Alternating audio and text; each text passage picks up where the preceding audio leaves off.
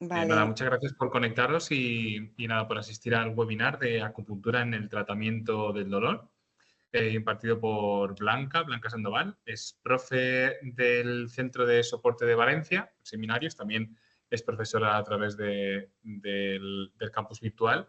Y bueno, aparte de ser profesora, es médico, titulada en medicina tradicional china, doctora de medicina china también en el centro de Valencia.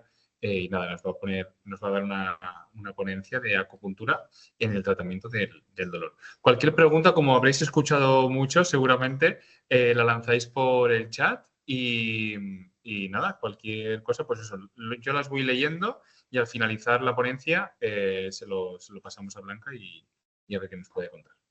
Así que Blanca, cuando quieras. Bueno, buenas tardes a todos. Muchas gracias por la asistencia. Un placer veros por aquí. Como ya me presentáis a Ismael, os ha dicho, bueno, soy médica y acupuntora. Bueno, ambas cosas considero que en realidad son lo mismo, pero bueno, en este mundo occidental vivimos en esa dualidad, ¿no? De separar ambas cosas. Y en este recorrido, pues he hecho pues, un trabajo sobre el tratamiento del dolor y, y me dedico diariamente, digamos, a resolverlo con técnicas acupunturales y con medicina china, tanto ya casi mi práctica privada como pública. Bueno, yo lo que quería con esa charla de hoy era pues acercaros un poco la visión de lo que es la medicina china, la acupuntura en el tratamiento del dolor. Esta charla en realidad está dirigida a gente, claro, que tiene poca experiencia con medicina china. Es un poco explicaros qué supone la acupuntura, qué es realmente la acupuntura, cuáles son sus bases y en qué y por qué es una buena herramienta para el tratamiento del dolor, ¿no? En el momento actual. Lo primero que deberíamos saber, ¿no? Es qué es el dolor, ¿no? Y eso es algo ya difícil de saber en este momento. El dolor es un síntoma de alarma. Es algo, bueno, hay una alumna que dice, parece ser que no oye bien. No sé si los demás estáis oyendo bien, no estás oyendo bien, si hay alguien que pueda dar un feedback antes de continuar, si nos podéis decir si todo va bien. Sí, se oye Oye, perfecto desde aquí perfecto. también. Entonces, puede que Sí. haya algún problema particular en algún ordenador. Era personal, sí. Exacto, bueno, perfecto. Pues si tenéis algún problema aquí, por favor, vale, pues ok, ok. Pues nada, Ismael, si puedes poner en contacto con ella, decirle que entre y Sí, salga, ¿qué claro. tal?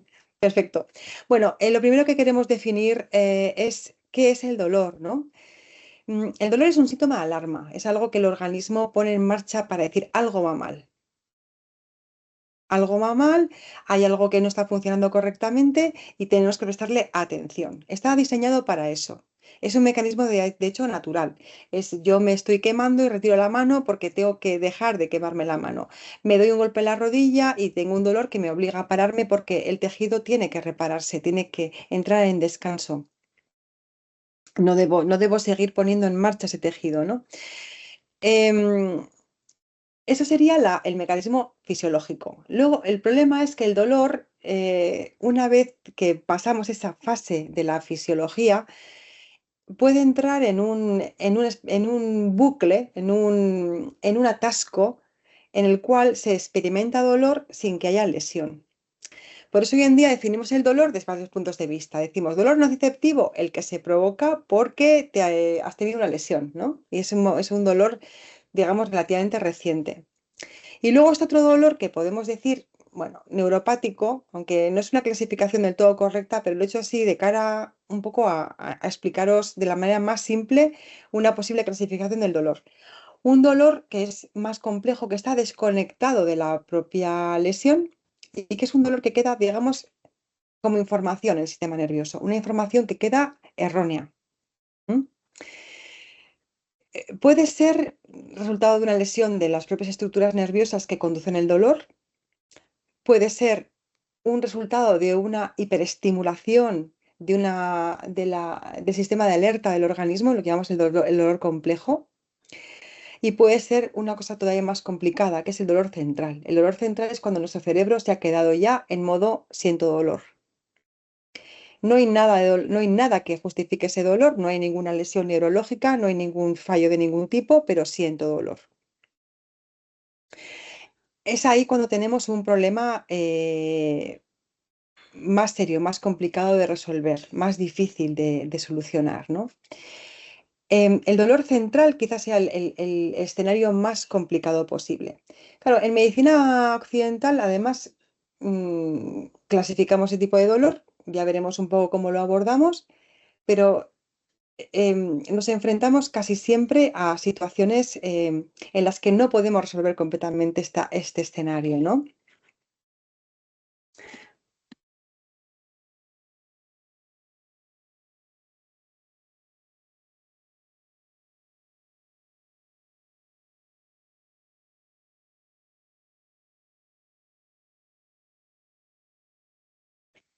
Perdonad que ha sido un fallo técnico. Continuamos. Bueno, el dolor también lo podemos dividir en dolor agudo y dolor crónico. Ese también es un fallo normalmente de concepto que tenemos, porque cuando nos dicen que tenemos un dolor agudo, pensamos que es un dolor muy fuerte, muy punzante. No, dolor agudo es una cosa de poca duración. Y dolor crónico no significa dolor incurable, significa que es un dolor de larga duración. Así dividimos estos dolores en agudos y crónicos según el tiempo de evolución. ¿Y cómo medimos el dolor? ¿Se puede medir el dolor? Pues el dolor no se puede medir realmente porque es una sensación subjetiva. Yo experimento dolor de una manera y no lo voy a experimentar igual que el vecino de enfrente, ni siquiera sé cómo experimenta dolor otra persona, ¿no? Porque no puedo ponerme en su piel. Tenemos que creernos que cada uno tiene un dolor determinado. ¿Se puede medir el dolor? Pues no se puede medir realmente, pero sí se puede medir porque podemos preguntar a la persona qué grado de dolor experimenta. Al final, el dolor que experimenta una persona es el dolor que está sintiendo esa persona, independiente de lo que midamos. O sea, si para mí el dolor es un dolor incapacitante que no me deja hacer mi día a día, que me interrumpe cada una de las actividades que tengo que hacer, que no me permite trabajar y en algunos aspectos ni siquiera realizar mis actividades diarias como el aseo, el vestido, etcétera, eso es un dolor que tiene un catálogo, un grado de severo, ¿no? De muy importante, aunque yo no coja un metro para medirlo. Y un dolor que aparece de cuando en cuando, o que está ahí constantemente, quizá, pero que me permite trabajar, me permite vivir, me permite dormir, sería un dolor moderado o poco grave, ¿no? Para medirlo tenemos también una escala, que es la escala del dolor, es muy clásica. Se puede poner aquí, como tenemos aquí en la imagen, con unos muñequitos verde-rojo que identificamos con más o menos severidad de dolor y con lo que podemos expresar qué gravedad de dolor tenemos, ¿no? Es lo que hacemos en medicina occidental y también en medicina china, porque al final son las mismas medicinas con diferentes herramientas, ¿no? La manera de saber qué dolor tiene nuestro paciente. Digamos, esa es una de las cosas que cualquier terapeuta que trate con el dolor tiene que intentar valorar. No conformarnos con saber que tiene dolor, no tiene dolor. Bueno, esa sensación es un poco difusa de lo que es el paciente, sino tratar de encuadrarlo, ¿no? Saber en qué punto está nuestro paciente o esta persona que queremos tratar. Bueno, ¿y cómo tratamos el dolor? Pues en medicina occidental ya lo sabemos, ¿no? Si tenemos un dolor agudo, pues lo que hacemos es o nociceptivo, ese dolor de la lesión, de traumático, utilizamos normalmente antiinflamatorios, que, bueno, tienen su lado oscuro en el uso del dolor, sobre todo cuando hay una lesión. Y últimamente eso lo comento mucho con mis pacientes, incluso con otros médicos. Me parece casi, uy, en la mayoría de los casos es una aberración utilizar antiinflamatorios para tratar el dolor agudo y sobre todo el dolor de una lesión. Y es bueno, claro, entonces, ¿qué hacemos, no? ¿Cómo hacemos con esa persona? ¿Le vamos a dejar con dolor? Es la gran pregunta, ¿no? Que intentaremos también responder. Utilizamos antiinflamatorios y el dolor crónico o el dolor neuropático o el dolor nervioso o el dolor que no termina de mejorar con antiinflamatorios o que persiste a pesar de nuestro tratamiento,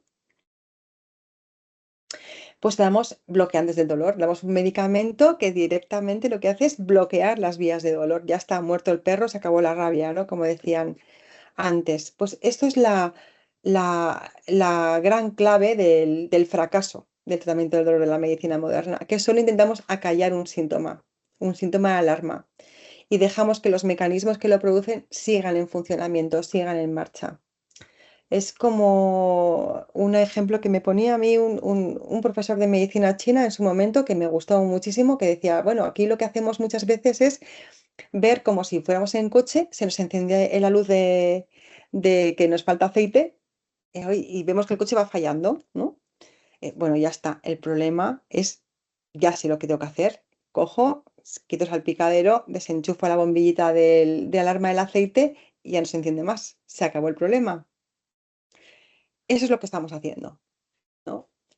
Evidentemente no es una buena estrategia. En el tratamiento, además del dolor agudo, del dolor excesivo, cuando utilizamos antiinflamatorios, además producimos un efecto todavía peor, ¿no?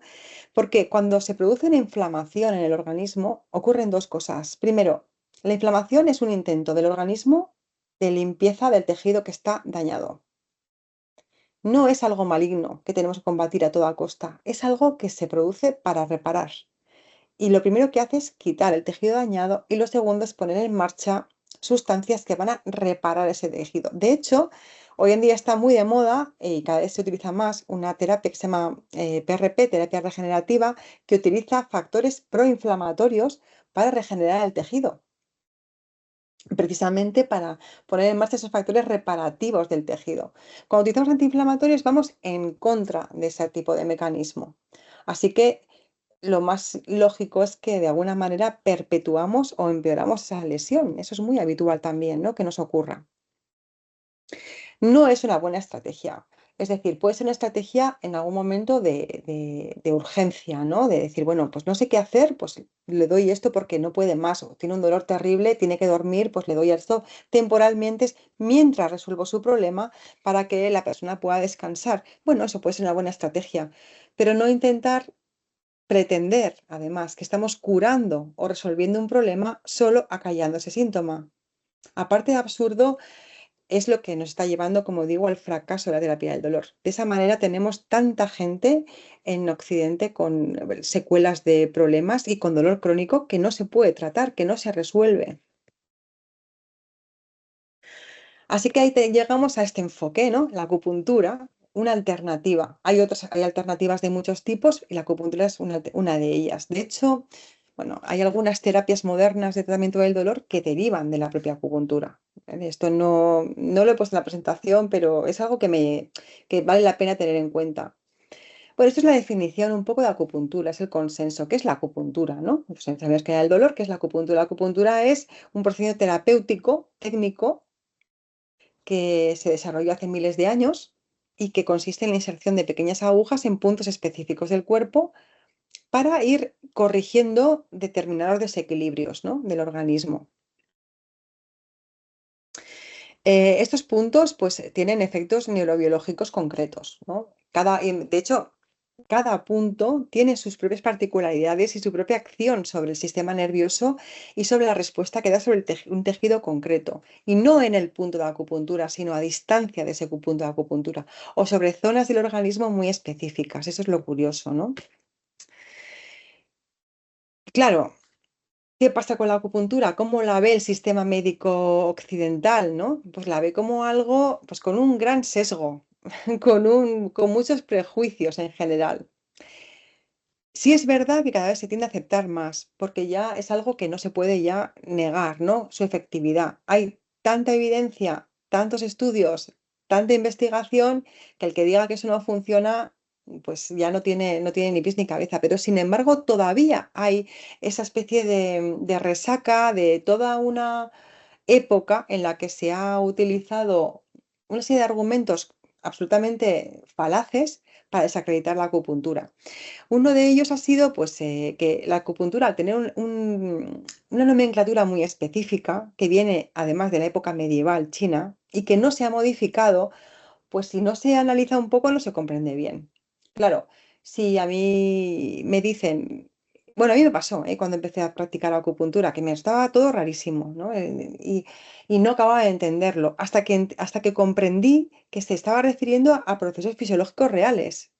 Por ejemplo, un ejemplo muy concreto. En la acupuntura podemos decir, ¿no? Que hay un bloqueo del chi del hígado. Claro, yo digo, madre mía, ¿no? O que hay viento interno del hígado. En medicina china es un tipo de diagnóstico. En fin, en fin, de entrada te suena algo rarísimo, además como una cosa muy, un poco mística, un poco esotérica, que inaprensible casi, ¿no? Que pertenece al mundo invisible. Y dices, "Ah, esta gente se está inventando, esto no existe, esto no lo puedo yo valorar. Además, ¿qué es eso del chi? Como, quién sabe, eso es algo que no puedo ni medir, ni valorar, ni existe. Eso se lo han imaginado estos y han hecho todo un sistema terapéutico basado en algo que son todo especulaciones pseudomísticas, ¿no? Y esa es la imagen que da la acupuntura si no lo analizas un poco mejor. Pero es que lo que no vemos de todo eso, que simplemente se trata de un lenguaje metafórico que está describiendo procesos fisiológicos muy conocidos y muy palpables del cuerpo humano, muy físicos, muy reales, muy materiales, simplemente expresándolo en términos metafóricos y poéticos, porque era el estilo en el que se representaba se describía a los fenómenos en la época china antigua. Como son descripciones muy pictóricas, muy gráficas, muy fáciles de identificar, además muy directas y muy visuales, pues han permanecido a lo largo del tiempo porque son sencillas de utilizar. ¿M? Pero claro, hoy en día ya tenemos que darles también otro enfoque, otro contenido. También tenemos que identificar o relacionar todos esas metáforas con los procesos fisiológicos que le dan sustento, ¿no? Que están detrás de todo esto. Y también hay que tener en cuenta que nuestra mentalidad científica occidental es muy útil, ha sido muy útil, ha sido, además, nos ha hecho nos ha hecho avanzar en muchos aspectos, pero también en muchos aspectos se ha hecho muy reduccionista, ¿no? Lo que no puede ver, palpar directamente, decide que no existe. Claro, ¿qué pasa con la acupuntura? ¿No se puede ver y palpar? Bueno, pero no se puede medir. Pues no es verdad que no se pueda medir. ¿Es científica entonces? Pues desde el punto de vista técnico es científica. ¿Por qué? Porque tiene detrás un gran desarrollo de investigación. Hay mucha gente que ha estudiado el fenómeno acupuntural, la fisiología que hay detrás, los efectos sobre el organismo de la acupuntura, tanto a nivel fisiológico de laboratorio como a nivel de resolución de problemas como la migraña, la lumbalgia, etcétera, ¿no? ¿De acuerdo? Tenemos aquí, por ejemplo, estos ejemplos, ¿no? De estudios. Hay miles. O sea, no estoy poniendo aquí. Lo que he puesto aquí es un resumen de varios metaanálisis, que son estudios que resumen un montón de estudios y valoran la eficacia de la acupuntura. Claro, nunca vamos a encontrarnos un estudio que nos diga 100% la acupuntura, bueno, sí, no, pero nunca vamos a encontrar un estudio que nos diga absolutamente sí es la herramienta clave para el tratamiento de la migraña o de la cervicalgia. Siempre nos vamos a encontrar como un pequeño mm, pero, ¿no? Aún así, la evidencia de su funcionamiento y de su utilidad es tan abrumadora que a mí me parece casi increíble que no se esté practicando ya absolutamente en todos los hospitales, porque es barata, es eficaz y además no tiene efectos secundarios como puede ser la utilización de medicamentos, algunas técnicas de control del dolor ya más invasivas o incluso, claro, la cirugía, que pero ya ni hablemos de esto, ¿no? De lo que las secuelas que pueda llegar a producir, ¿no? Entonces, como os digo, hay mucha evidencia. Al final siempre concluyen, pues sí, la acupuntura es una cosa que hay que tener en cuenta para el tratamiento del dolor y está incluso en algunas guías clínicas muy importantes, en la guía clínica del tratamiento del dolor lumbar de la Sociedad Americana de Médicos de Cabecera, de Médicos de Atención Primaria, recomiendan como primera opción, si el paciente no tiene prejuicios en contra, el uso de la acupuntura como tratamiento del dolor lumbar, por ejemplo. Hasta este punto tiene evidencia, ¿no?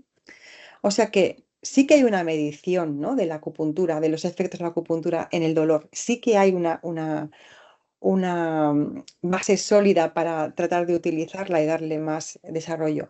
De hecho, pues como digo, aquí tenemos un montón de estudios y guías clínicas que se pueden ver en PubMed ¿vale? Y en otras bases de datos de búsqueda de evidencia científica en la que podemos comprobar esto, ¿no?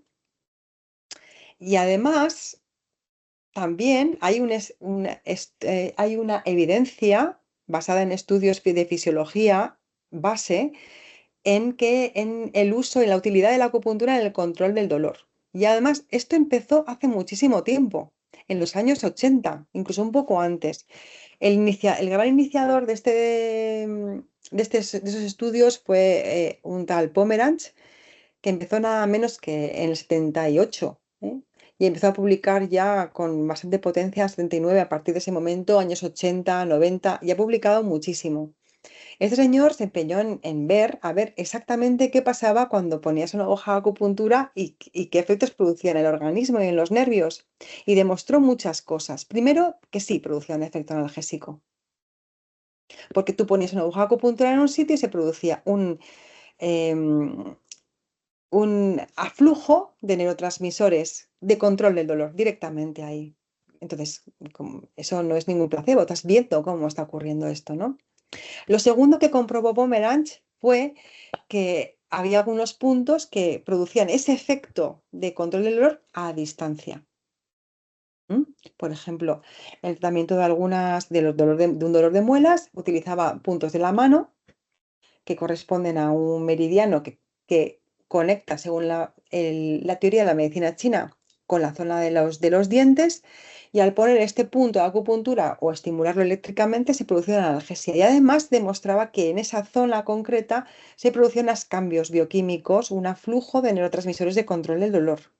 Y todavía más, lo que hizo también fue poner, después de esto, cuando se producía esa analgesia, y después de comprobar ese aumento de neurotransmisores en la zona, introducía, bueno, eso también se hacía en ratas, y a niveles de laboratorio. Bueno, es que podemos estar más o menos de acuerdo, pero en los años 80 se hacía muchísimo esto y, bueno, hoy en día también se hace, ¿no? Les inyectaba una sustancia que se llama naloxona, que es un antagonista de los opiáceos, o sea, es una sustancia que anula el efecto de los opiáceos, de las sustancias que calman el dolor, ¿no? Una de las sustancias que calman el dolor. Y al poner naloxona, el efecto terapéutico de la acupuntura como que bajaba otra vez, ¿no? Así que demostró por varias vías cómo esta acupuntura, estos puntos acupunturales podrían inducir un efecto analgésico tanto en la zona donde se ponía la aguja como a distancia. Y además siguiendo en cierto modo los flujos del canal ya descritos en la medicina tradicional china. Bueno, estos son ejemplos, ¿no? Porque hay muchísimos más. Podría estar una hora explicando solamente lo que es la evidencia del uso de la acupuntura en el tratamiento del dolor, porque hay muchísimo. Pero no me quiero tampoco extender mucho más, porque hay algo más, ¿no? Hay una vuelta de tuerca más. Desde que se descubrió la resonancia magnética funcional, no sé si sabéis lo que es una resonancia magnética que ve qué áreas del cerebro se activan ante una función concreta, ¿no? Entonces se vio, por ejemplo, cómo utilizando la acupuntura en un punto concreto, un área del cerebro concreta se estimulaba. Y esa área del cerebro correspondía, por ejemplo, poniendo el punto de acupuntura aquí, un área del cerebro que trabajaba, por ejemplo, sobre la zona de la cara, ¿no? Que influía en la zona de la cara. Esto resumiéndolo mucho, es un poquito más complejo que todo esto, pero lo que quiero comentar con esto es que la evidencia, tanto en estudios clínicos como en estudio de base, es realmente abrumadora. Tanto que en su momento se llegaron a establecer guías clínicas hospitalarias dentro del sistema médico que hablaban de la eficacia de la acupuntura. Esto por algún motivo, en algún momento, se ha parado o se ha, en mi opinión, artificialmente, digamos, bloqueado, ¿no? De alguna manera. Pero quizás el papel actual, bueno, no sé si mi papel o el papel de la gente que trabajamos en esto es, pues, volver a poner en su sitio esta terapia y que tenga una relevancia como tienen otros hospitales europeos en los que se utiliza de una manera pues mucho más sistemática que que en los nuestros, ¿no? Bueno, ¿de dónde surge la acupuntura, no? Bueno, la acupuntura es un tratamiento que está englobado dentro de la medicina tradicional china, que es todo un sistema médico terapéutico, que como toda medicina lo que busca es ver el origen de la enfermedad. ¿De dónde viene la enfermedad, no? ¿De dónde viene la enfermedad y, por tanto, cómo tratarla? ¿Cuál es la clave? ¿Qué provoca estos síntomas en mi paciente? En la medicina occidental, quizás en esto, en algunas cosas lo hemos hecho muy bien, o se ha hecho muy bien, y otras muy mal, porque nos hemos limitado a a confundir el resultado de un proceso como la causa de ese proceso. Me explico. Ahora hay muchos temas que están en entredicho, como el tema del tratamiento del colesterol, ¿no? Con el que yo estoy ya muy de acuerdo. Esta crítica debería hacerse ya abiertamente. Aquí hemos confundido el resultado de un proceso con que ese resultado sea el causante del proceso. Por ejemplo, el colesterol no es el causante del daño en las arterias. Esto no es que lo diga yo, lo dice investigadores de base y gente con estudios clínicos muy potentes, ¿no? El colesterol es algo que se eleva y coincide en muchos casos con que hay un daño arterial. Es como un marcador de que hay una alteración metabólica y esa alteración metabólica es la que realmente está produciendo el daño arterial, que es la resistencia a la insulina o la elevación de la glucosa en algunos pacientes, hay una serie de sustancias que se elevan y que van deteriorando el endotelio vascular y lo van lesionando, ¿de acuerdo?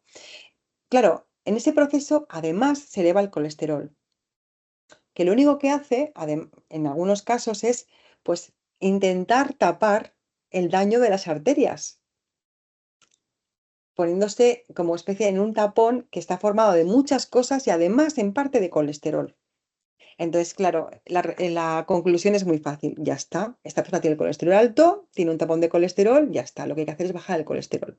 Nos encontramos con que en realidad tampoco es una terapia realmente eficaz para prevenir nada. Pero seguimos igual. Esto es confundir la causa de la enfermedad con el resultado de la enfermedad, ¿no? Y esto lo hemos hecho mucho en medicina occidental. Lo mismo que hemos confundido, pues eso, pues hay dolor, hay inflamación, venga, bajemos la inflamación, ya está, arreglado el dolor. Pero si la inflamación es parte del mecanismo de curación, ¿por qué tenemos que bajar a toda costa la inflamación?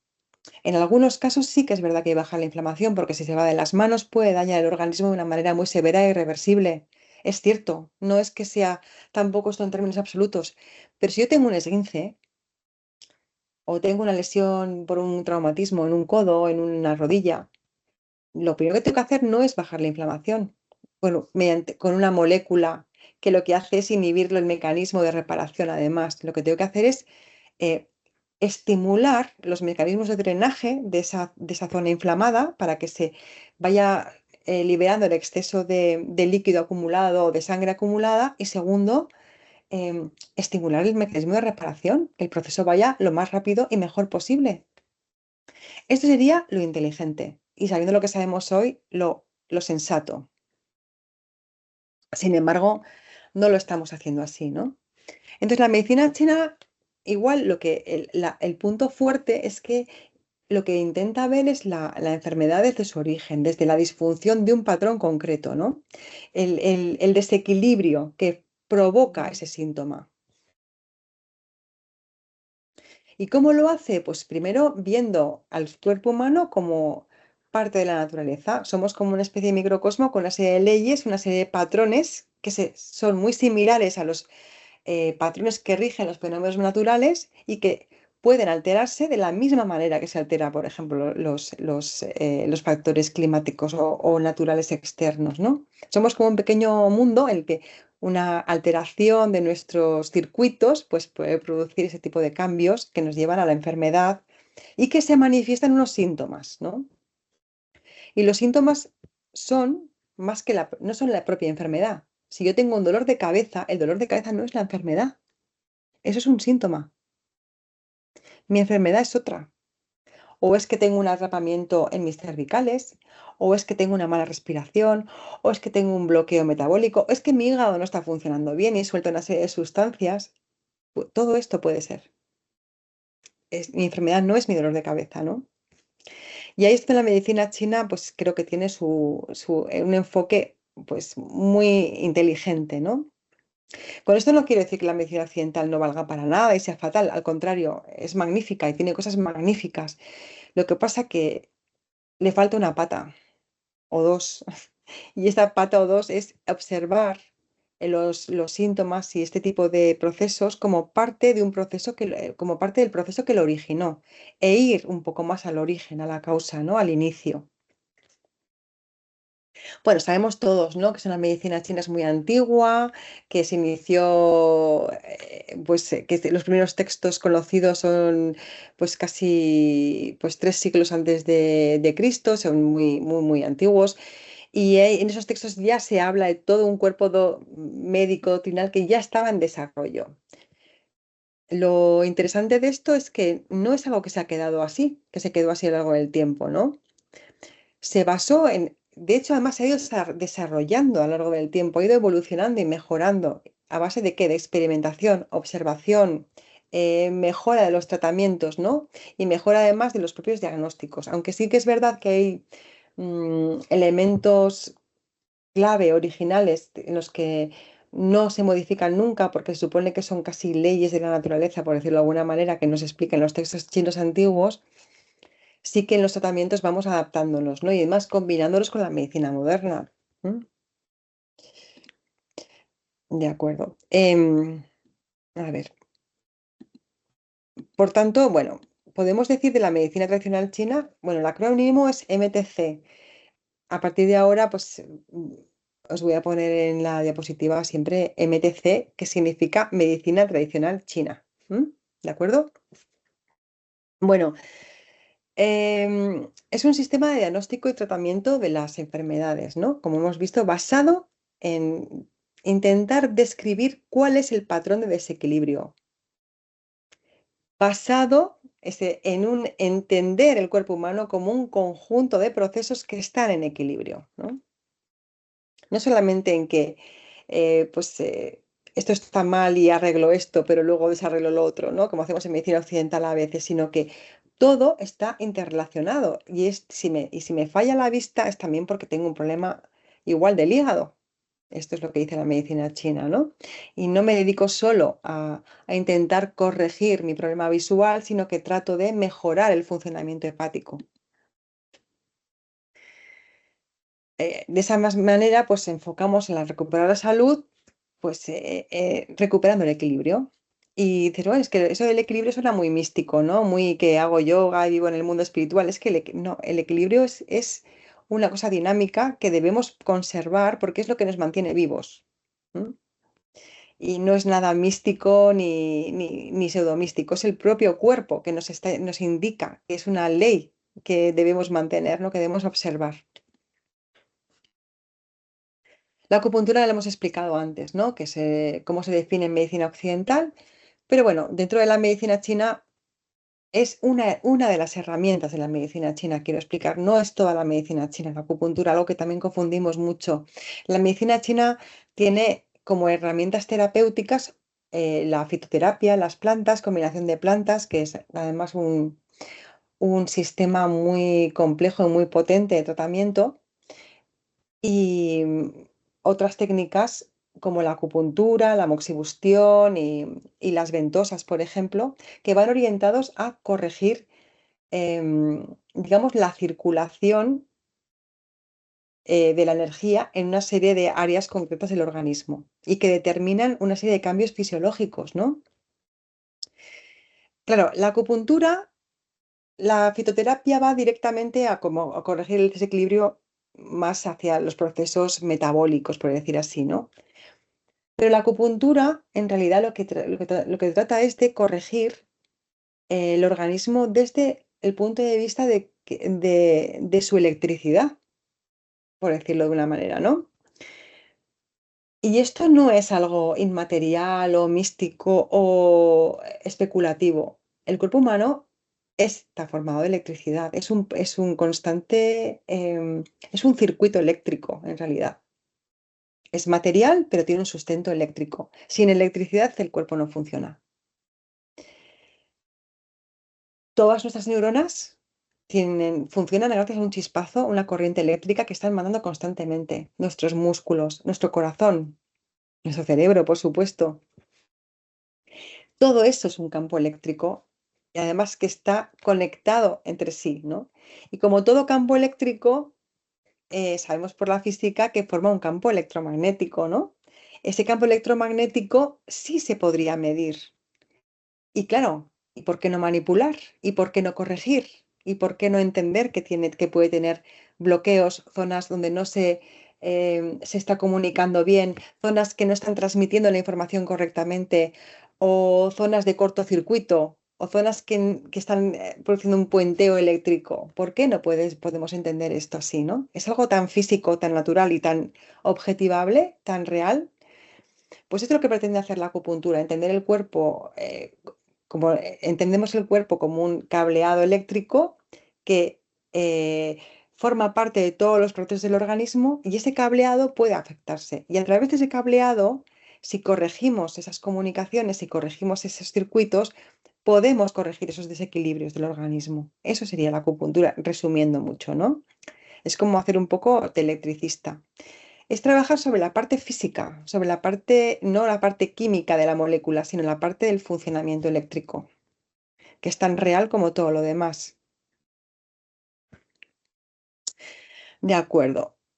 Y de esta manera recuperamos el equilibrio. Bueno, aquí vemos, por ejemplo, pues en los textos chinos antiguos, como ya pues, se determinaban determinados puntos, ¿no? Y zonas que son específicos para corregir esos desequilibrios, ¿no? Ahora veremos un poco más, ¿no? Bueno, entonces, para mí, si os digo la verdad, la medicina tradicional china y occidental en realidad son cosas distintas y no lo son, porque hablamos al final del mismo cuerpo humano. Lo que pasa es que lo enfocamos de diferentes maneras, ¿no? Y no voy a abundar más porque ya hemos hablado de esto, ¿no? De cómo lo ve la medicina occidental, lo sabemos de sobra además, ¿no? A través del síntoma. Y cómo la medicina china lo ve a través del proceso que originó este síntoma. A mí me llama mucho la atención muchas veces hasta qué punto estamos inmersos en esa cultura y en esa forma de pensar. Incluso los médicos, los estudiantes de medicina china y los acupuntores, ¿no? No podemos a veces sustraernos a esa forma de pensamiento en la que creemos que lo más importante es acallar el síntoma y hay que utilizar algo para calmarlo, ¿no? O para solventar ese problema. Este punto sirve para esto, este punto sirve para lo otro. No, los puntos no sirven para esto o para lo otro, sirven para corregir un desequilibrio. Y de esa manera se corrige el síntoma. De esa manera, si yo pongo aceite en el motor, se apagará la luz del motor, pero no tengo que desenchufar la bombilla roja para que ese problema se solucione. Es más, no debo hacer eso, porque me dejará de avisar, ¿no? Y ya digo, en algunos momentos no digo que no haya que tratar la inflamación o el dolor, no estoy diciendo esto y voy a insistir en ello porque parece que si no podemos movernos en el todo o nada. Hay momentos en el que efectivamente hay que tomar un antiinflamatorio o un analgésico porque la situación es insostenible o puede irse de las manos o puede causar un daño en los tejidos irreversible. Pero eso es lo menos común. Lo más común es que no sea así. Y nos encontramos constantemente con pacientes, bueno, yo me encuentro en la consulta normal, ¿no? Bueno, normal, en la consulta de medicina occidental, ¿no? Que vienen pacientes y después de explicarles todo lo que les pasa, como tú ves lo que les pasa o tu visión de lo que les pasa y darles un plan terapéutico, dice, muy bien, pero ¿qué me tomo para el dolor? ¿Qué me tomo para el dolor? Y son gente que viene tomando 1000 cosas para el dolor, que le ha dado al médico a decir ya 30 cosas para el dolor, que ha probado de todo. Claro, eso casi me obliga a decirles, mire, no se tome nada, porque yo le pregunto, pero ¿esto que se ha tomado para el dolor le ha funcionado? ¿Le ha ido bien? No, entonces, ¿qué se va a tomar? Nada, espérese, póngase calor, haga movimiento, esperemos un poco a que el tratamiento funcione, vamos a buscar otro enfoque, pero si no ha funcionado, ¿de qué estamos hablando? En el dolor crónico, o sea, los antiinflamatorios no funcionan en general, funcionan muy mal. Claro, si damos un tapentadol, que es una molécula bloqueante del dolor, una pregabalina, y cosas así, son moléculas que bloquean el sistema nervioso. Hombre, el dolor se calma, pero también calmas el dolor, calmas el proceso, bloqueas a la persona y bloqueas todo. Y utilizarlo durante un tiempo mientras intentamos resolver el problema, no digo que no, si la cosa está muy mal, pero tiene que ser un tiempo limitado, como mucho. ¿M? De hecho, bueno, es que esto me podría extender muchísimo, pero yo no sé si esto, no quiero tampoco agotar el tiempo que tenemos en esto porque todo es debatible. Vale, bueno, como digo, en medicina china, ¿qué tenemos que hacer primero? Pues conocer el desequilibrio. Y para eso tenemos que saber cómo se desequilibra el organismo. La medicina china considera que los elementos clave del organismo son el chi, que es una sustancia fundamental que constituye el cuerpo humano y que mantiene esas actividades vitales y circula por los meridianos y los canales. Esos meridianos están conectados con unos órganos internos que fabrican ese chi. O sea, no están ahí sueltos por el cuerpo. Son un circuito que está conectado internamente con unos órganos que fabrican y almacenan ese chi, ¿no? Luego está el famoso yin yang, que todo el mundo conoce, pero casi nadie comprende, y los 5 elementos, ¿no? Y sus órganos. Esos serían los elementos que están en equilibrio, los 3 aspectos del funcionamiento fisiológico del cuerpo humano según la medicina tradicional china. Bueno, esto es el chi, ¿no? Esto es el símbolo del chi, que está formado de dos cosas, ¿no? Bueno, está formado de dos caracteres que forman uno nuevo, ¿no? Que es, bueno, el vapor de agua y la, y la cazuela, ¿no? Que forman, es lo que cocina nuestra energía.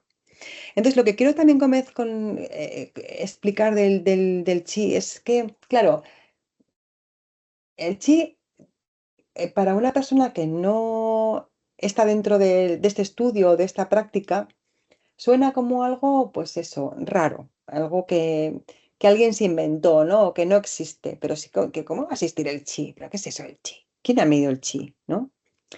Pues claro que se mide el chi. El chi es el conjunto de procesos metabólicos y neurofisiológicos del organismo. Es cuando la medicina china habla de chi, habla de las hormonas y de la cantidad de hormonas. Habla de neurotransmisores, de la cantidad de serotonina, habla de la capacidad de funcionamiento de nuestros nervios, la capacidad de activación del estómago, del intestino, que depende además de los neurotransmisores, habla de la capacidad metabólica del organismo. Eso es el chi. Claro que es algo. Lo que pasa es que tenemos que traducirlo. Los chinos antiguos o medievales no necesitaban traducir nada, ya entendían como concepto que el chi era el conjunto de todo eso, aunque no supieran nada de hormonas y nada de neurotransmisores, ni falta que les hacía, además, ¿no? Ya comprendían que había un movimiento metabólico y molecular que activaba el organismo. De acuerdo, vale. Luego está el yin yang, es otro de los grandes misterios de la medicina china, ¿no? ¿Qué es el yin yang, ¿no? Los opuestos y ahora también un poco medio esotérico. Bueno, el yin yang es cómo funcionan las cosas en la naturaleza. Todo en la naturaleza tiene dos opuestos. Y además, todo lo que está vivo oscila entre dos polos constantemente, que se mantienen en equilibrio. Eso es así. En este mundo, esto es así. Eso es el yin yang. Y nuestro cuerpo, que es parte de este mundo y parte de su naturaleza, también está sometido a esas leyes, ¿no? De alternancia entre un polo y el otro. Por supuestísimo que sí. ¿M? Y claro que esa oscilación debe ser constante, interrelacionarse constantemente entre sí, como el día y la noche. ¿No? Cuando nos desequilibramos mucho hacia el día o hacia la noche, pues es cuando puede haber procesos, puede haber desequilibrios, ¿no? Fijaros bien que, por ejemplo, cuando en los países del norte, ¿no? Cuando tienen demasiado sol, están demasiado yang, demasiado eufóricos, hay un cierto desequilibrio. Además, ellos tienen un nombre para eso, ahora no lo recuerdo, pero tienen un nombre para esa situación, esa alteración del psiquismo producto del exceso de luz solar, ¿no? Y cuando hay demasiado yin, demasiado nocturno, pues entran en una especie de depresión, ¿no? De hecho, por eso son países en los que mucha gente tiene que utilizar lámparas solares para compensar la falta de luz solar, para compensar ese desequilibrio, ese exceso de yin. Es decir, no es algo tan esotérico, es algo muy común. Vivimos con eso todos los días, ¿no? En medicina china, pues ellos dicen, pues es que la montaña pues tiene una parte soleada y una parte oscura. La parte yang de la montaña es la parte soleada, la parte yin la parte oscura, ¿no? Y es la misma montaña, no es una montaña distinta, ¿no? Y ambas tienen que estar ahí. Vale, eso sería la definición de yin y yang, ¿no? Estos procesos de la naturaleza que se representan, como sabéis, con ese símbolo. Y esto, eso, os he puesto este en concreto de la arena porque en realidad, es un concepto, no es estático, no es yin y yang estático aquí, no, es dinámico. Tiene que ascender en un momento el yang, ascender en un momento el yin y ambos controlarse mutuamente para que realmente mantengamos el equilibrio y el movimiento. Sin movimiento y sin alternancia no hay vida. Lo que, lo único que está en constante equilibrio y no se mueve entre el yin y el yang es lo que está muerto, ¿no? Bueno, esto es lo que hablamos, ¿no? Del yin y yang. Pues esto serían las alternancias, ¿no? En fisiología, pues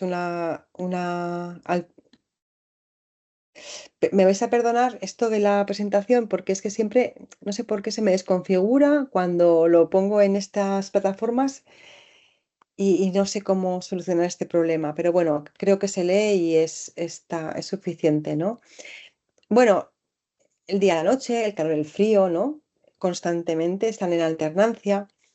El simpático y el parasimpático, que son dos sistemas de activación de nuestro sistema inconsciente o vegetativo del organismo, que tienen que estar en constante equilibrio. ¿Qué tengo que estar? ¿En estado simpático? ¿Es mejor estar en simpático o en parasimpático? Pues tengo que estar en simpático a veces o que mis vísceras tienen que activarse en modo simpático de vez en cuando, un poco más, porque necesitan cierta actividad concreta y necesitan el parasimpático para descansar y reponerse. Y es así, y es constante, ¿no? Esta alternancia, y así debe ser, ¿no? A ver. Luego están los meridianos, ¿no? Los meridianos son estos circuitos por los que circula este chi, ¿no? Bueno, esto requiere un estudio muy profundo, ¿no? Muchos son los meridianos, hay 12 principales y luego hay unos extraordinarios, bueno, es un sistema muy complejo que está conectado entre sí, son circuitos conectados entre sí en los que se va distribuyendo el chi de un meridiano a otro y al mismo tiempo va recogiendo ese chi, esa energía, ¿no? De los órganos que lo van fabricando y lo van elaborando y lo van depurando y lo van procesando, porque claro, el chi hay que fabricarlo y procesarlo, ¿no?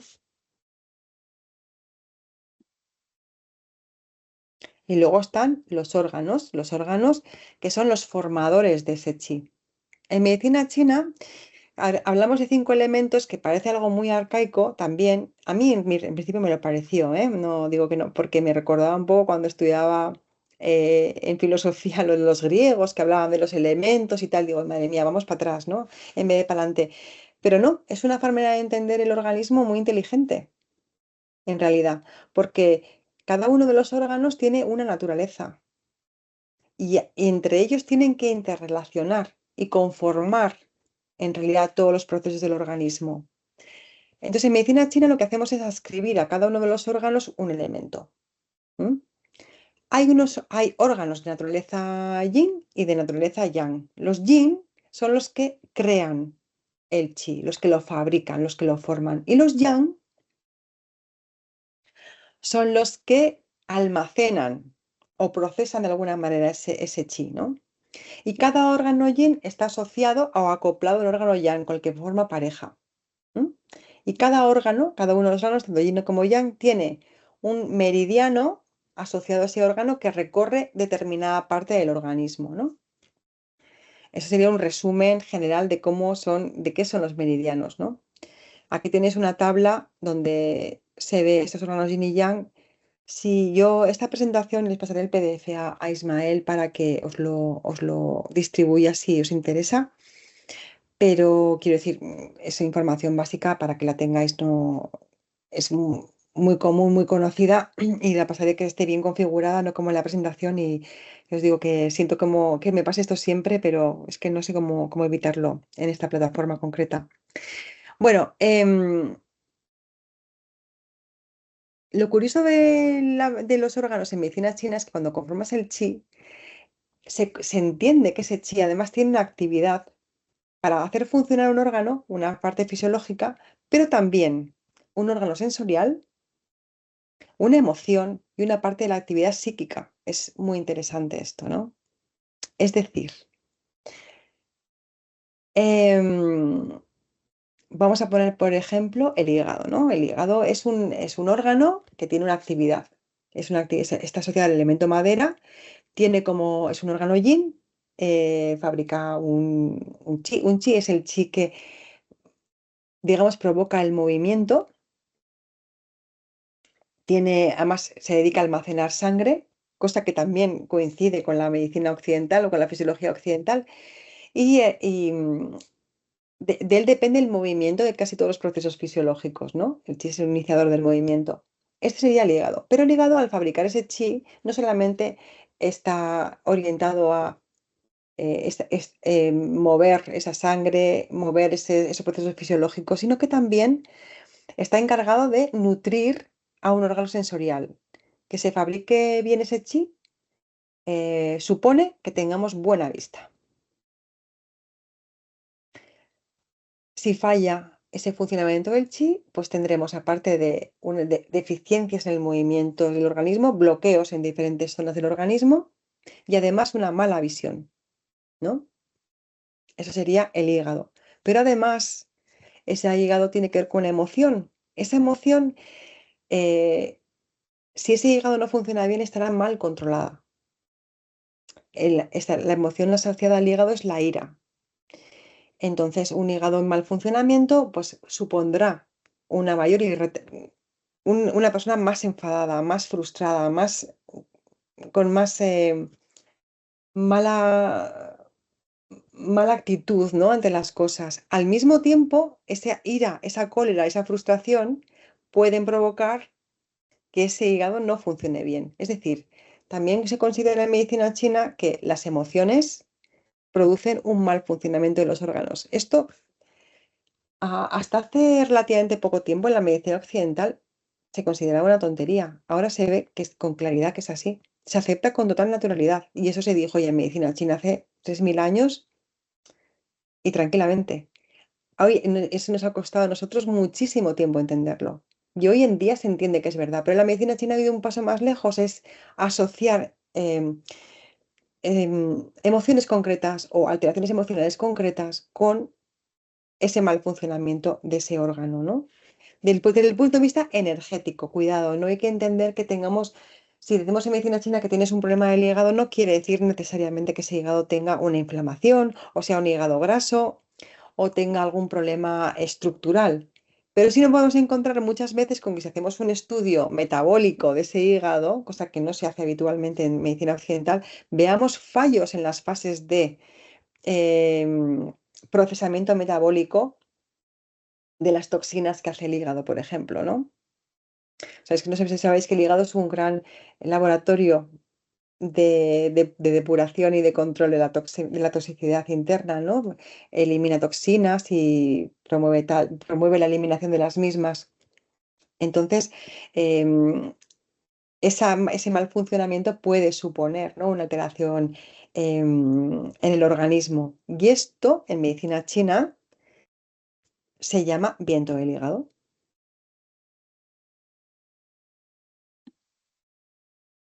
Aquí lo tenemos, ¿vale? Además, también se asocia a una cualidad espiritual. Por ejemplo, el hígado está asociado con el espíritu Hun, que es el espíritu de los sueños y es el espíritu de la creatividad, ¿no? De la imaginación, la creatividad y los sueños. Está asociado como acoplado a la vesícula biliar, ¿vale? Bueno, no voy a insistir mucho más en esto porque tenemos que dar una clase de medicina china completa y no nos daría la vida, ¿no? No tendría el objetivo de esta videoconferencia, sino simplemente de explicaros, ¿no? Un poco qué es la medicina china, ¿no? En qué se basa, ejemplos de cómo valoramos, ¿no? Las enfermedades en medicina china. Por ejemplo, si hablamos de un bloqueo de chi hepático, entonces hay una traducción de los síndromes en medicina china con procesos fisiológicos en medicina occidental. Un bloqueo de chi hepático, pues sería como el estrés, la frustración, la rabia, la situación mal contenida. De hecho, el viento, esa situación de estrés genera contracturas, ¿no? Cuando empieza a haber ascenso de viento del hígado. Ese mal funcionamiento puede empezar a provocar contracturas en las mandíbulas, en las zonas de los trapecios. Esto se define como ascenso del viento del hígado, ¿no? Cuando ya se altera metabólicamente el hígado de una manera más consistente, puede ocurrir que tengamos procesos fisiológicos más deteriorados, como por ejemplo hipertensión arterial. Eso sería cuando hablamos de calor en el hígado, que podríamos relacionarlo con la hipertensión arterial. Es decir, un tipo de hipertensión arterial podría ser un síntoma de calor en el hígado. Y cuando la cosa se agrava y va mucho más y el cuerpo se deteriora mucho y hay un proceso fisiológico más, digamos, profundo, avanzado, ese viento podría llegar a obstruir los meridianos y es lo que llamamos ictus, ¿no? Esto sería un poco la secuencia de empeoramiento de un proceso del hígado dentro de la medicina china, ¿vale? Aquí os pongo un ejemplo de, por ejemplo, la esfera funcional del pulmón, que hemos dicho, cada órgano se relaciona con un órgano sensorial, en este caso el pulmón sería con la nariz, con un tejido, en este caso con la piel, con una emoción, ¿no? Con un órgano, por supuesto, el pulmón, ¿no? Y la respiración, y con una emoción, que en este caso sería la tristeza. Es verdad que los enfermos respiratorios normalmente pues tienen tienen suelen tener esa tristeza de base, ¿no? O causa o consecuencia de la disfunción del pulmón. ¿Y cómo sabemos qué le pasa a nuestro paciente? ¿Cómo determinamos cuál es la disfunción, ¿no? De ese chi, del funcionamiento de los meridianos, de los órganos, del yin yang. Pues lo hacemos con el diagnóstico. ¿Y cómo lo hacemos? Observando, escuchando, palpando, mirando, ¿no? Por ejemplo, podemos ver en esta foto, ¿no? Como esta persona tiene el ojo rojo. Eso nos indicaría que hay un hay un calor en el hígado, seguramente. ¿Mm? Porque como el hígado se expresa en los ojos, veríamos que ese calor asoma ahí a la conjuntiva. Eso se correspondería con una alteración de medicina occidental. También miramos la lengua, que para nosotros es como casi la radiografía. Aquí os pongo diferentes tipos de lengua que podemos ver y que se corresponden a diferentes disfunciones. A mucha gente dice, madre mía, qué horror, ¿no? Pero es que es muy interesante ver la lengua, porque ahí vemos un montón de disfunciones y alteraciones que se producen en nuestro interior y corresponde de una manera muy precisa con la disfunción que queremos determinar, ¿no? Y luego también medimos el pulso, ¿no? Lo palpamos. Y con el pulso también sabemos el estado de ese chi. Sabemos si ese chi está demasiado potente, demasiado fuerte, si está bloqueado en algún punto, si está deficitario, si no circula correctamente, ¿no? Bueno, y lo tratamos. Entonces, una vez que determinamos el diagnóstico, pues tratamos ese proceso específicamente con nuestras técnicas, ¿no? Recuperando ese equilibrio, tratando el cableado eléctrico para comunicar de nuevo las zonas mal comunicadas, para drenar el exceso de una zona donde está congestionado y para llevar, digamos, de nuevo energía a las zonas que no están recibiendo suficiente información, ¿no? Y de esa manera el cuerpo recupera su equilibrio. ¿Y qué es el dolor según la medicina china? Pues según la medicina china, el dolor se produce cuando hay una obstrucción del chi en algún meridiano, del chi o de la sangre, porque la sangre también, bueno, es un concepto de medicina china que va junto con el chi, ¿no? No es exactamente igual que la sangre occidental, pero ahí se parece un poquito más. Em, si hay un bloqueo de esa circulación energética en alguna zona de nuestro organismo, o hay un bloqueo en algún órgano, eso produce el dolor. Claro, acallar simplemente ese dolor dando una pastilla no va a solucionar ese problema jamás. De hecho, muchas veces eso es lo que lo sabemos en medicina occidental. Damos una pastilla mientras el paciente se cura. Si tenemos suerte, toma el ibuprofeno, su cuerpo tiene capacidad de recuperación, va sanando, va recuperando, y entonces hemos dicho, uy, le ha curado la pastilla, ¿no? ¿Qué le va a curar la pastilla? La pastilla estaba calmando los síntomas mientras su cuerpo se recuperaba. Punto. En ningún caso te ha sanado una pastilla en ese proceso concreto. En otros casos, pues las pastillas sí que tienen una eficacia terapéutica diferente, ¿no? Pero en el tema del dolor, desde luego no. Lo mismo, ni hablemos del dolor crónico.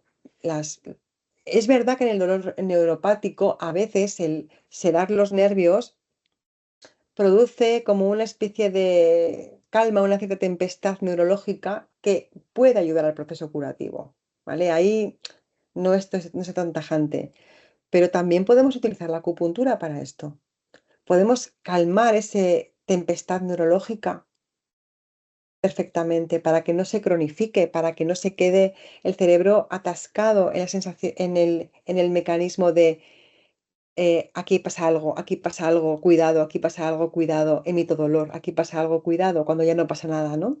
Que eso suele ser el problema del dolor crónico, que queda una información cuando ya no hay una verdadera razón para que el sistema neurológico esté dando la alerta, ¿no? Vale. Entonces, bueno, vamos a pasar esta. Y quería comentaros algo de los diferentes tipos de dolor, ¿no? Y cómo abordamos con medicina china, que es la última de las partes de esta charla, ¿no? Em, por ejemplo, en la medicina occidental, ¿cómo abordamos el dolor lumbar? Bueno, pues el dolor lumbar lo vemos como que, bueno, se ha lesionado un disco, están las facetas lumbares, las articulaciones están dañadas, están o artrósicas, o hay sobrecarga, o los músculos están mal. Pero a pesar de que podemos distinguir entre músculo, ligamento o articulación, siempre hacemos lo mismo. Damos antiinflamatorios y si no funcionan, hacemos infiltraciones y si no funcionan, pues al cirujano, al que se atreva a operarle, que es verdad que en algunos casos la única solución, porque hay un deterioro muy grave de la estructura, sería la operación, pero en el 90% de los casos, bueno, 90 no, 99% de los casos definitivamente no es así, ¿no? Y sin embargo son pacientes que quedan con dolor crónico que no se resuelve nunca. Y eso es un porcentaje muy alto de los pacientes con dolor lumbar, ¿no? Y que les impide hacer vida normal. Entonces, ¿el fallo dónde está? Pues en lo que hemos dicho antes, ¿no? Que no contemplamos que el dolor lumbar no es más que un síntoma de algo que está ocurriendo en el organismo, un desequilibrio que está detrás, ¿no? La medicina china, ¿qué nos dice el dolor lumbar? Pues nos dice que puede ser frío, humedad que invade los meridianos. Claro, una vez más, tenemos que entender que esto es metafórico, ¿no? No es que, pero sí que podemos entender que hay un sistema para determinar que esto es así mediante unos síntomas que coinciden con este frío humedad. Por ejemplo, esta persona se duerme o se queda quieta un rato y ese frío se queda como estancado, ¿no? Al estancarse ese frío durante la noche o en reposo está muchísimo peor y cuando se levanta por la mañana es que no se puede mover. Y cuando calienta parece que mejora, ¿no? Puede ser un estancamiento de la sangre. ¿Esto con qué se corresponde un estancamiento de la sangre? Sería como una lesión muscular, ¿no? Una rotura, lesión muscular o daño muscular o ligamentoso. Puede ser insuficiencia de energía del riñón. ¿Eso con qué se corresponde? Pues eso es una insuficiencia de nuestras suprarrenales, una mala fabricación de glucocorticoides, una mala respuesta al estrés, que muchas veces se manifiesta en un dolor lumbar. O puede ser lo que llaman bloqueo del chi del hígado, que no deja de ser una situación de estrés muy importante que acaba bloqueando el diafragma y acaba por hacer que se contracture la musculatura lumbar, ¿no? Eso sería un poco la correspondencia. Entonces, claro, lo vemos así con esa terminología y parece una cosa muy rara, pero se corresponde con un proceso fisiológico real, como os estoy explicando. ¿Y cómo trataremos entonces esto? Bueno, pues si hay un frío, humedad, le pondremos calor en esos meridianos. Le ponemos aguja, le ponemos una moxa encima, regularizamos el circuito, lo calentamos, mejoramos esa circulación del chi y eliminamos ese frío con ese calor, ¿no? A veces también ponemos ventosas porque eso activa ahí la circulación y parece que desobstruye ese atasco, ¿no? Si hay una insuficiencia en la energía del riñón, pues tenemos que estimular esa energía del riñón. Pues ponemos acupuntura para estimular el proceso fisiológico de la suprarrenal, a base de unos puntos que activan específicamente esa suprarrenal, ¿no? Y aparte le daremos también una serie de normas. Primero, descansa. Deja que tu suprarrenal se recupere. Vete a dormir pronto. No desgastes tu energía, porque lógicamente tu suprarrenal necesita también, por mucha aguja que yo te ponga, si no dejas que ese tejido se reponga, se repare, descanse, no va a ocurrir nunca eso, ¿no? Vamos a tener un resultado parcial. Y luego hidratación, tomar más agua, beber agua con relativa frecuencia, no mucha agua, porque hay gente que yo bebo mucha agua y bebe muchísima agua de golpe, pero no se da cuenta que tiene que mantenerse hidratado a lo largo del día, ¿no? Y luego, pues, en caso de que sea un bloqueo del chi del hígado, lo que hacemos es, pues, acupuntura para tratar ese estrés, para que ese diafragma se relaje, para que vuelva a bajar y vuelva a respirar y deje la espalda tranquila, la lumbar descansar, ¿no?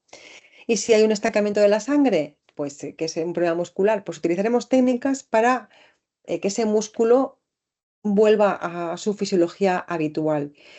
Muchas veces esto igual a alguno le parece una barbaridad, pero y a mí me pareció también muy medieval al principio, pero es algo que funciona muy bien en estos casos, es que a veces utilizamos eso, sangrado de unos puntitos y ponemos la ventosa para que salga la sangre de esa zona y de alguna manera se activa de nuevo la fisiología de ese músculo y es verdad que descansa muchísimo y el dolor disminuye un montón, ¿no? Otro ejemplo, os he hablado ahora de eso, de un problema lumbar, ¿no? Ahora de un problema, imaginaos, un problema de dolor gástrico, otro tipo de dolor, ¿no? Sería un dolor visceral en este caso, sería otro tipo de dolor. ¿Qué hacemos en medicina? Bueno, ¿te duele el estómago? Pues nada, tienes una gastritis, te damos un antiácido y un espasmolítico, que eso, bueno, eso puede ir bien temporalmente porque relaja el músculo que se está contrayendo ahí con fuerza defendiéndose del dolor, y le damos un antiácido, le damos un medicamento que quita, que inhibe la secreción ácida y ya está. Pero claro, eso, pues una vez más, podría ser eficaz a corto plazo para solucionar un síntoma mientras solucionamos el problema concreto. Pero dar antiácidos como el omeprazol a largo plazo, ya sabemos lo que ocurre.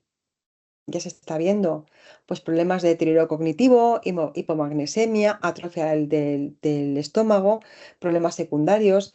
Bueno, mucha gente está dando la voz de alarma que el uso continuado de los hipolipemiantes, como la pastilla del colesterol, junto con el protector del estómago, ese protector que nos protege y que no protege de nada al estómago, juntos durante tiempo y tiempo, pues provoca deterioro del sistema nervioso y daño cognitivo. Bueno, estos mecanismos tampoco son una buena estrategia. Estos tratamientos, perdón, tampoco son una buena estrategia, ¿no? Entonces, una vez más, tenemos un enfoque un poquito más profundo. Vale, pero ¿por qué se produce ese dolor? ¿Qué está fallando en ese organismo? Y aquí tenemos otra vez, una vez más, una serie de diagnósticos posibles. Porque una vez más, aquí estamos ante un síntoma, que es la bandera roja de lo que está ocurriendo en el organismo, ¿no? Que puede ser frío en el estómago, puede ser calor en el estómago, puede ser humedad en el estómago o puede ser insuficiencia, que no funciona bien el estómago, ¿no? O puede ser también estancamiento de sangre, ¿vale? Según la medicina china. Vale, el frío del estómago produce una serie de síntomas y se manifiesta porque cuando tomo cosas frías o muy crudas, pues mi estómago pues empeora. El calor del estómago nos da una hiperactivación del estómago con acidez, mucha hambre, enrojecimiento de algunas zonas relacionadas, o sea, es muy fácil de diagnosticar en realidad. Humedad del estómago es como una pesadez, un bloqueo, una situación en la que ese estómago está como abotargado, ¿no? Como bloqueado. Y también puede ser una insuficiencia del chi, del estómago y del bazo, que son la pareja artística, ¿no? Energética en este caso. Claro, si tú a una persona con insuficiencia de chi, de estómago y bazo, le das antiácidos, es que le empeoras. Así de claro. A una persona con mucho calor en el estómago, los antiácidos igual le ayudas a aliviar durante un tiempo. Eso igual está indicado, ¿no? Pero no mucho tiempo, pero sí podría ser una ayuda, una utilidad. Pero una persona, pero claro, hay que distinguir bien el origen de ese dolor de estómago para no meter la pata. Si damos lo mismo a uno que a otro, le vamos a dañar más, ¿no? Eso sería un poco la propuesta, el tratamiento propuesto, ¿no? Si es frío en el estómago, pues calentar el bazo y el estómago. Podemos poner aguja, moxa en puntos que se relacionan con ese estómago y ese bazo, que coma caliente y que, por supuesto, no lo he puesto aquí, evite las cosas frías, que somos muy adictos aquí en Occidente a lo frío, la cervecita bien fría, la agüita con hielo, los politos, todo eso nos encanta, ¿no? Esto a los chinos hace mucha gracia que tomemos esto porque esto daña nuestro estómago, además. Entonces, si abusamos de esto y más teniendo un estómago frío, nos vamos a empeorar, nos vamos a lesionar todavía más. El calor del estómago sería lo contrario, un exceso de la actividad del estómago que tendríamos que sedar, por lo menos de momento. Pero muchas veces se debe también a un hipofuncionamiento de base, también de parte del estómago. O sea, se activa una parte porque otra no está funcionando bien. Muchas veces también ocurre eso. Se corrige con la dieta adecuada, no dándole demasiada caña al estómago con cosas que estimulan mucho esa secreción y estimulando también la actividad del estómago, que descienda esa actividad del estómago. También nos lo vamos a hacer con la humedad en el estómago, hacer que ese estómago funcione bien y se abra bien hacia el intestino, ¿no? Con agujas, que, que activan los puntos concretos, ¿no? Y con la dieta. Y luego, por supuesto, si tenemos una insuficiencia del chi del bazo del estómago, tenemos que activarlo. Y en este caso también evitar todo lo que enfría ese estómago y ese bazo, que también lo detiene en su funcionamiento, y utilizar enzimas digestivas. En Occidente, entre la mala alimentación, los alimentos húmedos que tomamos, la comida procesada, las bebidas frías, hay una verdadera epidemia de mal funcionamiento del estómago que no procesa bien los alimentos. Y el estómago es el inicio, es la base de nuestra salud porque es el primero que procesa el alimento y que hace que de ahí se pueda extraer todo aquello que nos va a servir para funcionar correctamente. Y no le damos ninguna importancia al pobre estómago. Y encima, en cuanto nos funciona un poco mal, nos da un poco la lata, nos avisa de que algo va mal, le damos una pastillita para que se calle, ¿no? Y para que deje de funcionar. Y bueno, una tercera ejemplo para terminar ya, ¿no? La charla, ¿no? De dolor sería, por ejemplo, una tendinitis. Una tendinitis sería un bloqueo de la circulación en unos meridianos que están, digamos, encima de los meridianos principales. Hay unos meridianos que cubren los músculos, que se llaman tendinomusculares. Esos meridianos también se pueden bloquear. Y cuando se bloquean, dan problemas como tendinitis o dolores articulares o locales, ¿no? Entonces, esto suele ocurrir porque la estructura que hay debajo, que es el meridiano principal, no está nutriendo bien a ese tendino muscular y entonces la actividad física pues desgasta ese tendino muscular y lo deteriora y lo lesiona, ¿no? Muchas veces nos dicen, no, es que claro, es el trabajo lo que me lesiona. A ver, es el trabajo y es tu falta de chi lo que te lesiona, ¿no? Porque si no, todo el que hiciera el mismo trabajo se lesionaría. Y es verdad que hay trabajos que lesionan a todo el mundo porque son excesivos para cualquiera y superan la capacidad del chi de proteger frente a ese esfuerzo mantenido, ¿no? Y eso es cierto, pero salvo esas situaciones particulares que las hay, desgraciadamente, en general, lo que nos pasa no es que el trabajo nos lesiona, sino que nosotros no tenemos el chi necesario ni adecuado, ni la circulación en estos canales es adecuada como para soportar ese esfuerzo, ¿no? En este caso, ¿qué hacemos? Pues tenemos que fortalecer ese chi, ¿no? Ver qué es lo que está alterado, qué meridiano está alterado, regularizar la función de ese meridiano, nutrirlo, ver si hay un órgano detrás que no está funcionando bien y que está haciendo que ese meridiano no funcione bien tampoco, y fortalecerlo y mejorarlo, y de esa manera conseguimos que ayudar a que se repare la lesión y, para mí, lo más importante, que, bueno, o no menos importante, que la persona no se vuelva a lesionar, ¿no? Bueno, estas son las conclusiones, ¿no?, que podemos sacar de la terapia de la acupuntura para el dolor. Aunque que se fundamenta en principios fisiológicos muy sólidos, que tiene base científica suficiente, evidencia clínica de sobra, que es una terapia segura, es eficaz, ¿no? Y que además son terapias orientadas a corregir un desequilibrio, no a tratar solamente un síntoma, ¿no? Sino a reponer aquella alteración fisiológica que produjo esta lesión concreta, ¿vale? Eso es lo que yo os diría. Bueno, esto es la sesión, esa es la charla, esa es la presentación. Y ahora, pues tenemos unos minutos que se me ha pasado un poquito el tiempo, pero tenemos unos cuantos minutos para que Ismael, pues, no, pongáis vuestras preguntas, vuestras dudas. Ismael me las irá contando y trataré de resolverlo lo mejor que pueda.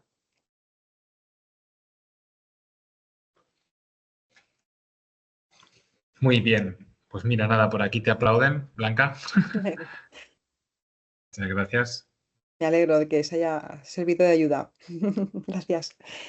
Cuéntame. Aquí nos han preguntado que, bueno, una alumna ha estado durante un ratito y, bueno, preguntaba si se graba el webinar, y sí, el webinar se graba, bueno, se está grabando y se colgará en nuestra base de datos. Para poder acceder a la grabación hay que enviar un mail a un correo que seguramente os enviarán o seguramente ya os habrán enviado para poder ver la grabación del webinar. Así que no os preocupéis, que podréis verla de nuevo. Gracias, Ana, que le veo que me... Ana la conozco, gracias. Una de nuestras Jay alumnas. pregunta por aquí, Dime. Blanca, Mm. ¿alguna palabra sobre el dolor del alma? Bueno, pues es una gran pregunta, es una gran pregunta y muy complicada, pero sí, el dolor del alma, pues claro que sí. En medicina china, de hecho, se contempla de alguna manera, ¿no?, la disfunción de las funciones del alma, ¿no? Del espíritu más que del alma. En medicina china el espíritu tiene varias fases, varios aspectos. Cada uno se relaciona con un órgano y esas disfunciones pueden causar un dolor concreto en esa zona, ¿no? El dolor del alma, desde luego, se asocia sobre todo al elemento metal, al pulmón, que es el que produce la tristeza, pero hay otros dolores del alma. Entonces, sobre todo orientarlo a ver cuál es el desequilibrio energético concreto. Yo en eso tengo una experiencia muy, muy chula, muy interesante, porque yo, cuando empecé a trabajar de acupuntura, bueno, más en serio, digamos, empecé con unos psicólogos en un gabinete psicológico, que estoy muy agradecida, porque fue una experiencia interesantísima y enriquecedora, y se hacía como terapia psicológica junto con con la acupuntura, ¿no?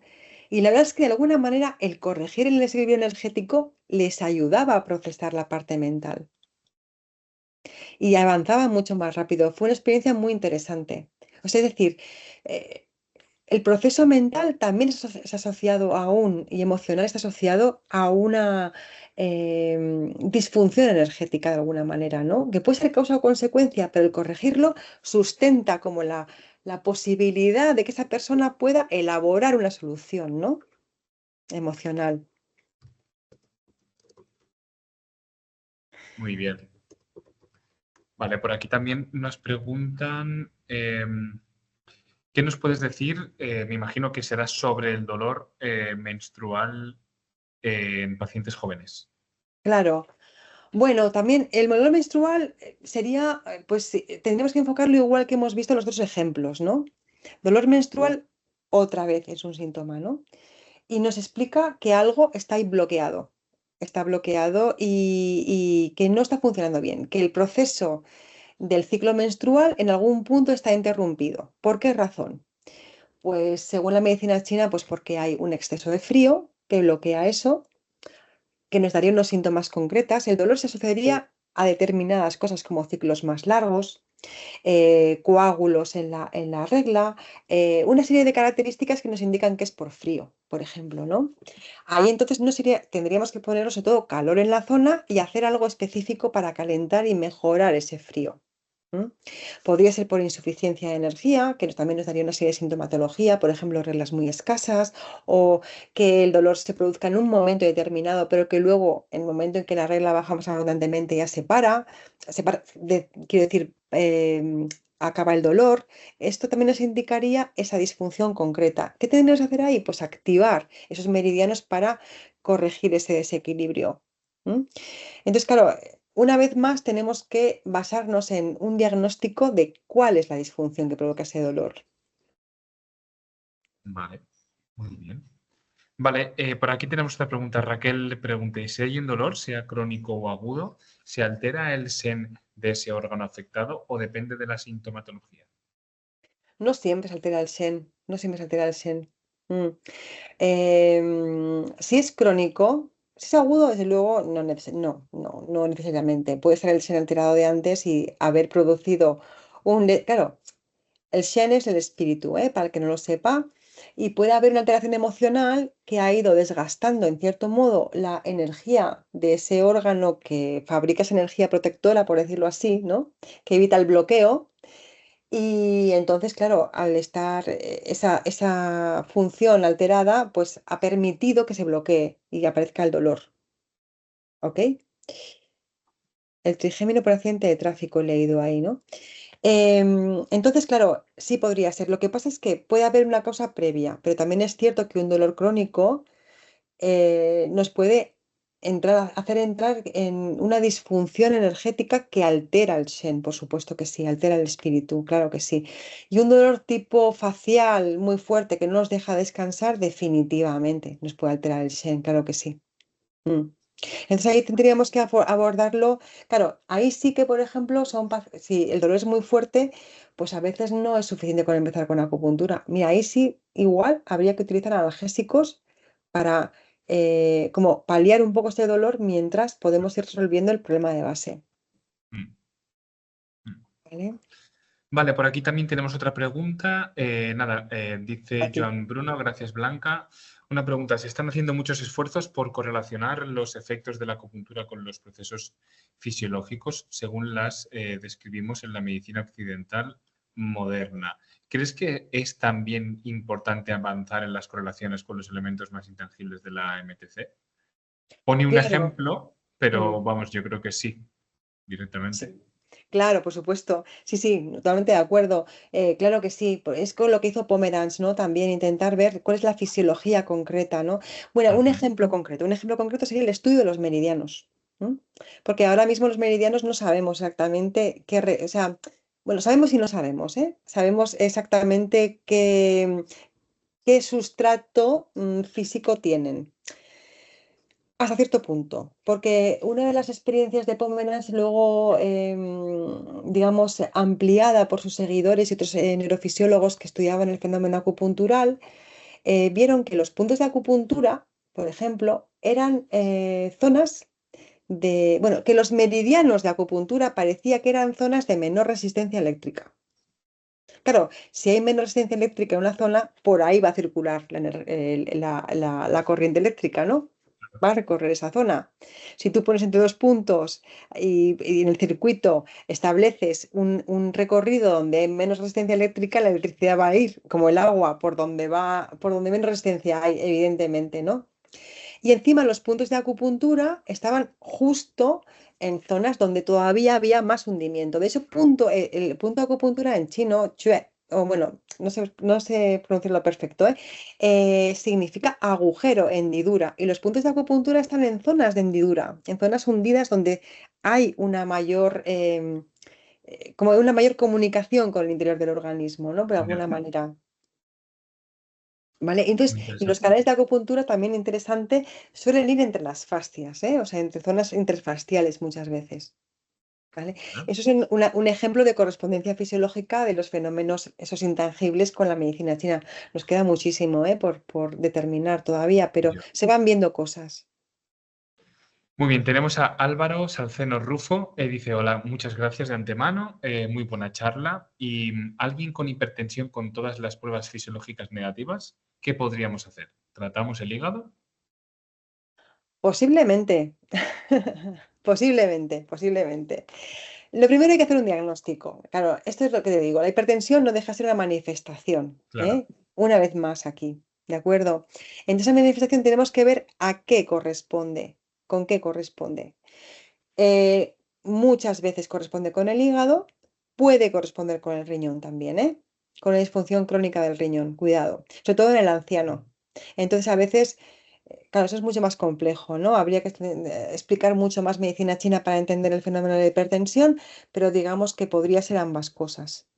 Entonces, claro, siempre un diagnóstico preciso, porque si yo pongo, aquí no se trata de dar ibuprofeno para todo. Hay que utilizar el punto en relación a la disfunción que tenemos claro que tiene el paciente. Y cuanto más claro lo tengamos, más precisos seremos, más éxito tendremos en el tratamiento. Totalmente de acuerdo. Sí. Nada, Zuleika nos manda un mensajito de amor por la medicina oriental. Muchas gracias, Por Zuleika. supuesto, compartido. Y por aquí, vale, hay alguno más. Nada, segundo, que es alumno de la promoción del 17-21. Un saludo muy fuerte para Blanca. Y dice, me ha resonado algo al hablar de dolor crónico. Una persona sufre dolor crónico desde hace años. ¿Habría alguna forma de resetear el cerebro cuando los métodos convencionales y también la MTC han fracasado, al menos en solucionar en todo el dolor? Bueno, claro, eso como siempre son casos concretos que habría que analizar un poco a ver, pero Claro. pero por supuesto. Concretamente Claro, dice neuralgia del trigémino debido a un accidente de tráfico.